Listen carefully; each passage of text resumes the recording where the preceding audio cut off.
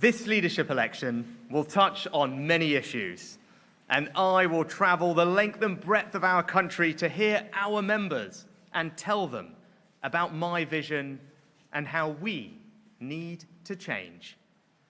But there is a core to this campaign that stands us apart, that represents the best of us in the most testing of times. And that is moral courage. It may seem trite to say it, but that's only because it is so rare in our politics. The moral courage to tell the truth, even if it hurts me. The moral courage to raise issues, even if they are uncomfortable. And the moral courage to rise above the smears and the hatred, no matter how baseless or unfair. We can be better, and we will be better. Now, this courage comes from my family. My mum, who ran the local chemist on Burgess Road in Southampton, and my dad, a local NHS GP. This country gave them the opportunity for a better life, and they took it. They had 3 children, me, my brother, and my sister. And they gave everything so that we could have more than they had. It is the most conservative of conservative stories, and one that everyone here would recognize. Now, my mum and dad are not here today, but my wife and children are. And whatever happens in this election, I've never been prouder to say to them, I love you all.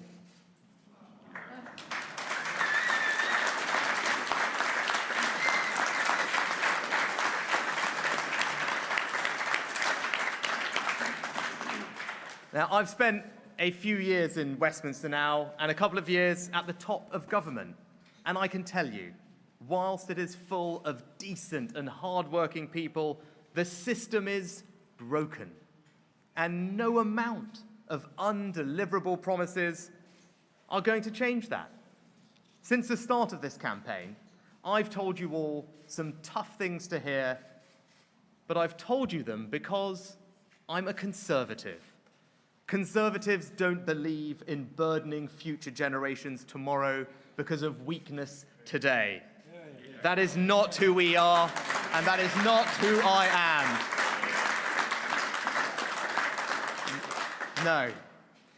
We believe in other things. Conservatives believe in each other, because it is through each other, not the state or even the market, that we achieve the things that make life worth living. Conservatives believe in honesty, because the foundation of all freedom is truth. And above all, conservatives believe in duty and fidelity. It is the core of our party and our people.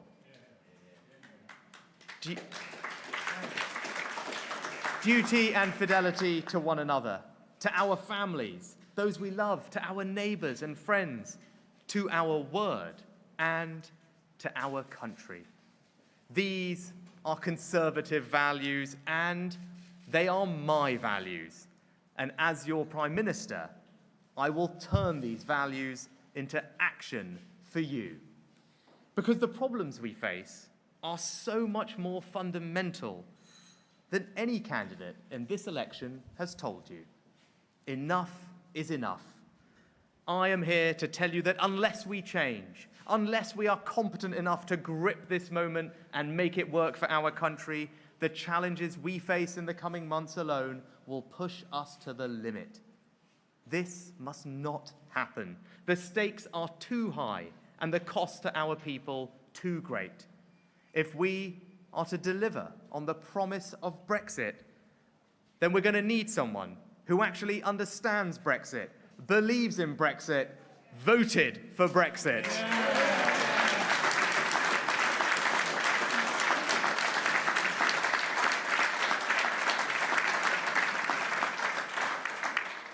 And if our challenges are great, then our answers must be too. We have national emergencies that must be dealt with, and we have to tell the truth. We have to tell the truth about our NHS and the pressure it is under. I've taken a lot of political pain to make sure the NHS has what it needs, and I'm the candidate in this contest who can say unequivocally the NHS will be safe in my hands. We face the worst NHS winter crisis in decades. Tackling the backlogs is the biggest public service emergency. We need a fundamentally different approach. We will take the best of our COVID response and apply those lessons to clearing the massive backlogs in the NHS. We have to tell the truth about immigration because our system is still not working. It is simply unacceptable to have the current situation where criminal gangs are still trafficking illegal immigrants to this country, exploiting loopholes in the legal system and, yes, our compassion. We must never lose that compassion, but we must be tougher and we must be uncompromising. And as someone who is the product of immigration and the warm and welcoming embrace of this country, I know it can work, but only legally. We have to tell the truth on criminal justice and sentencing. Over half of all crimes are committed by just 9% of criminals. So if you want to deal with the crime, then any answer that doesn't target that group of people who are committing most of it isn't worth the paper it is written on. We have to tell the truth about our schools, where the great education reforms of Michael Gove have come under threat. So we must now again double down, not just on teacher quality and technology, but genuine reform of our curriculum. We have to tell the truth about national security. Yes, defense spending needs to increase, and I will never shortchange our armed forces, and my track record proves that, with the largest increases in defense spending since the Cold War. But simply saying 3% isn't a plan, it's an arbitrary target. Rather, we need to provide our military with the resources it needs to do what it needs to do to keep us safe.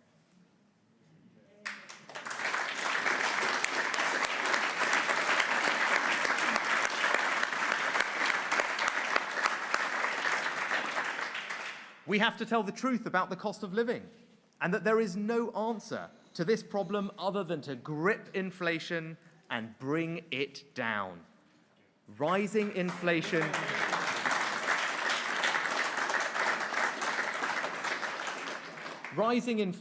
is the enemy that makes everyone poorer and puts at risk your homes and your savings. And we have to tell the truth about tax. I will deliver more tax cuts. I've already made real progress as Chancellor, but I will not put money back in your pockets knowing that rising inflation will only whip it straight back out. So we will tell the truth, no matter the cost, because there can be no real change without. But real change is there, I swear it. We can be better, but it will only come with radicalism. We can grow our economy, creating more and better jobs with higher wages and real progression if we actually get businesses investing. So I'm going to reform our tax system and make this the best country in the world to invest. And it's not just about big businesses. This is about small businesses too. This is about our high streets. They can't grow if they can't invest, and I will fix that. We can revolutionize our education system, but only if we accept that the status quo is not only unacceptable, but immoral. I don't care where you're born or who your parents are, your birthright should be a world-class education.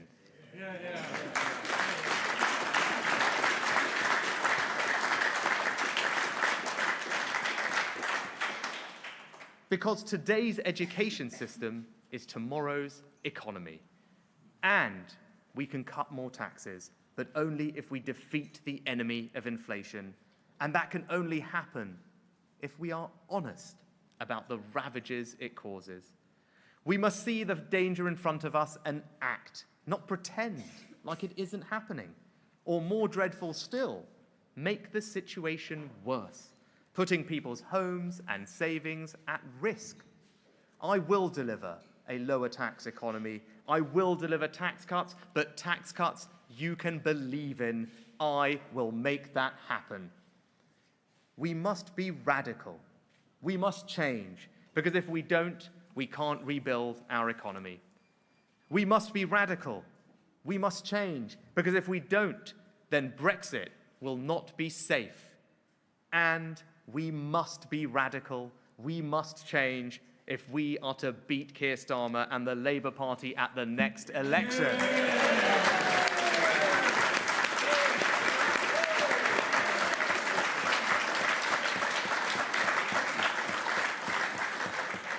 Because all the promises in the world mean nothing if the country wakes up to a Labour government in 2024. All the evidence is clear. I am the only person who can beat Labour. I am the only candidate who can protect the union, and I am the only candidate who can keep Brexit safe.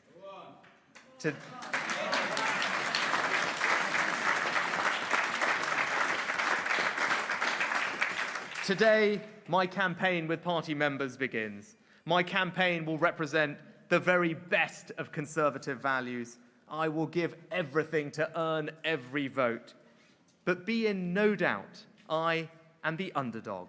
The forces that be want this to be a coronation for the other candidate.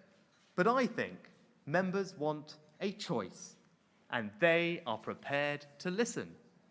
And in the coming days, they will see that I don't just offer change.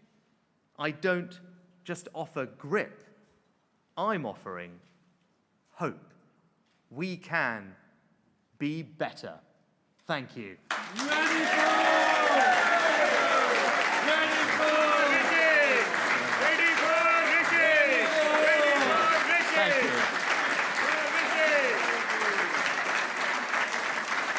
Thank you.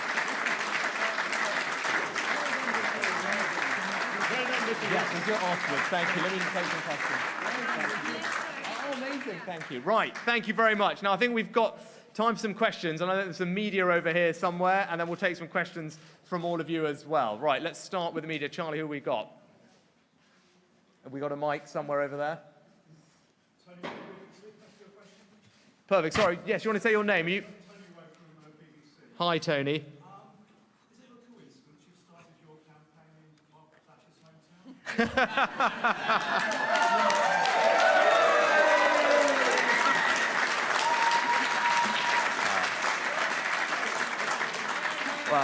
Well, there is that, but I'm also delighted to be here with my great friend, your local MP, Gareth. But he's a brilliant champion for this community. So, look, I think the broader point about your question is, yes, I do believe that what I'm proposing economically is what I would describe as common sense Thatcherism. The number one economic challenge our country faces right now is inflation.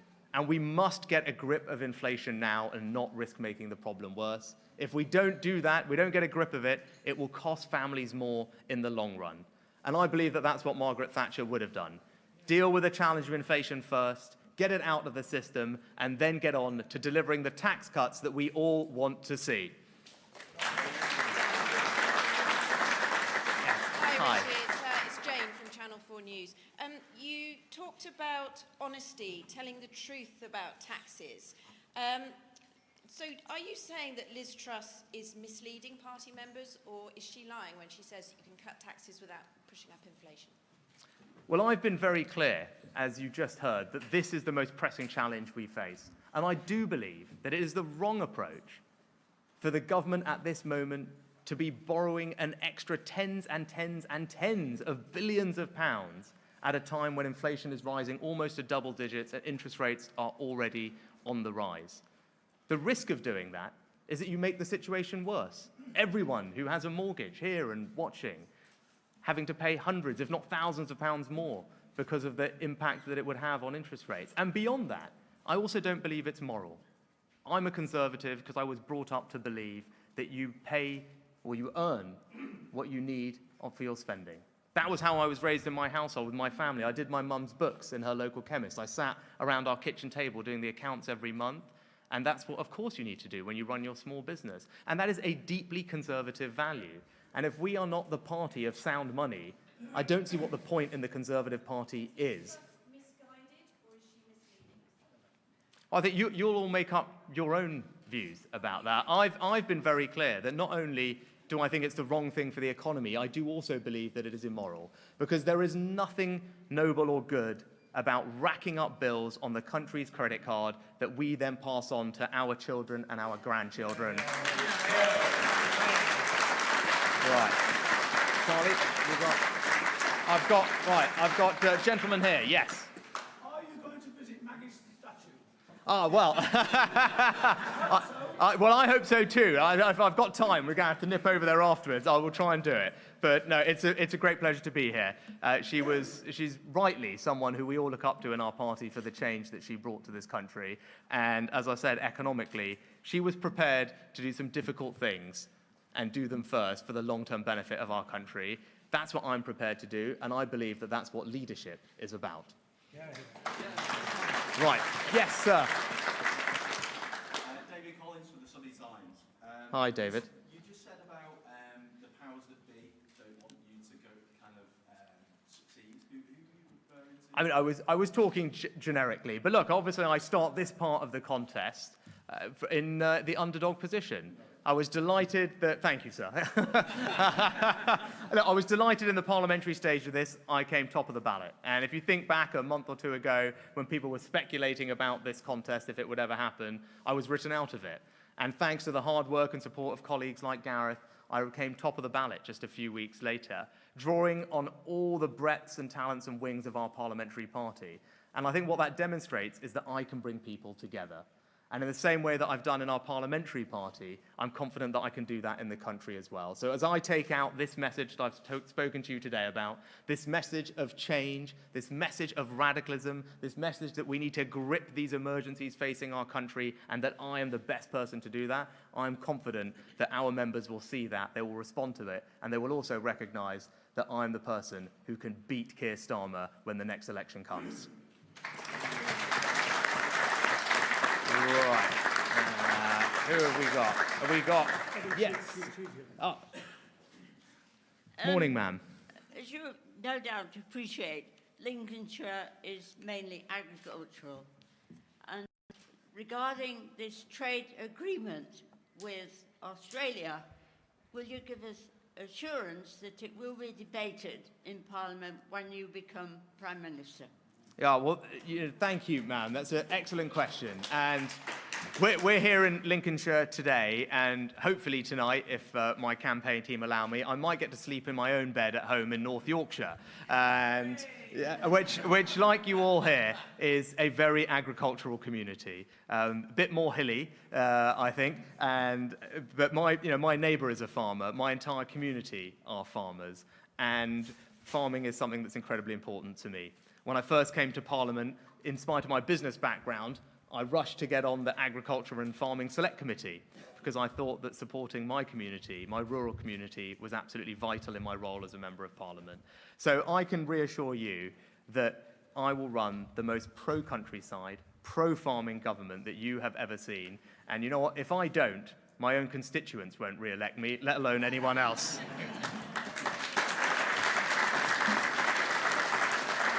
Right, Johnny. Yes, ma'am. Hello, I'm Juliette Donoghue, former councillor of Rushcliffe Council, but also a nurse that worked during the pandemic. And just for the press, particularly Channel 4, that he's not told me to say this, by the way. Thank you for what you did in the pandemic, all your hard work. We were the lead in Europe. We never lacked people that was alive in the media. We never lacked anything, and the procurement you did in a global crisis was astounding. And just thank you so much for all your hard work, and also Prime Minister Boris Johnson, because what people don't see is in public service, the work you put in, And you don't do it for the money because you're not that well paid. And you do it because you care about your communities. And I just wanted to thank you. And all this negativity about the pandemic, I have no criticism. And I felt we were in a safe pair of hands in the UK under the government. So thank you particularly. Oh, thank you.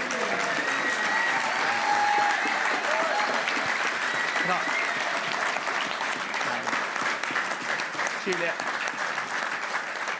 Well, Juliet, that's very, very kind of you to say. Thank you for that. And can I just pay an enormous tribute to you and all of your colleagues for what you did? I mean, we saw the best of this country over the last 2 years. You'll think back to that first press conference that I gave when I was introduced to you as your new Chancellor, and I talked at the beginning of it all about the small acts of kindness that would be done by us and to us by millions of people. And that's what we saw over the past couple of years. But it started with the heroic efforts of you and your colleagues in the health service. Healthcare is so important to me. As I said, my mum was a local chemist. My dad was an NHS GP. I grew up working in her shop, delivering medicines to her patients. And like you, I saw the unbelievable impact on a community that good healthcare can provide and good people can provide. That's my inspiration for wanting to be a Member of Parliament, and it's my parents' story that has inspired me to be here, wanting to be your Prime Minister next. But let me just ask everyone to join me in saying thank you to you and all your colleagues for everything you did.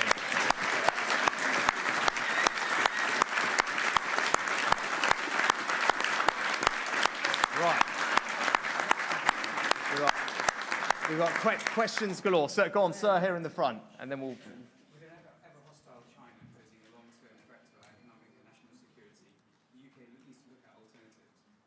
Post-Brexit is a great opportunity for that. If you became Prime Minister, what is your longer-term vision of working with India and other countries so that we can reduce our reliance on China? Yeah, well, that's an absolutely excellent question. Now, China poses a threat to our security. It poses a threat particularly to our economic security, but thereby our national security. It's an authoritarian regime with values that are different to ours. And as Prime Minister, I would be robust in standing up for the values that we believe in and protecting us against the threat that China poses to our security. Specifically, there was a speech that the heads of the FBI and MI5 gave very recently, jointly, about the threat that China posed. And I thought that was an excellent speech, and that is the approach that I would follow as Prime Minister. But it requires us to think differently, because the threats that we face have changed. If you find companies that we don't know where they're from trying to infiltrate our universities, our civic society, buying up the best technology that we're creating out of our universities, those are new 21st century threats, and we must guard against them. And I will tell you, as dual Prime Minister, have every confidence that's exactly what I will do. Right, Charlie, we'll go. We've got time for another one. Yes, go on, sir. Thank you. Phil Stevens, Middle England.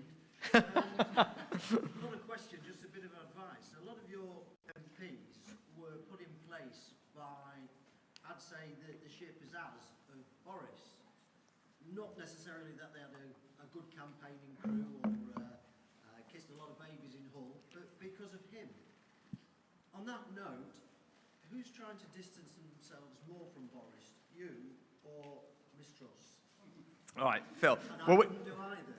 Yeah, no. Well, actually, that's a very good point. When you were talking about those MPs, you definitely were not talking about your local MP, Gareth, who is absolutely exceptional. And so I've been very clear and open about my views about the Prime Minister. I've said he's one of the most remarkable people that I've ever met.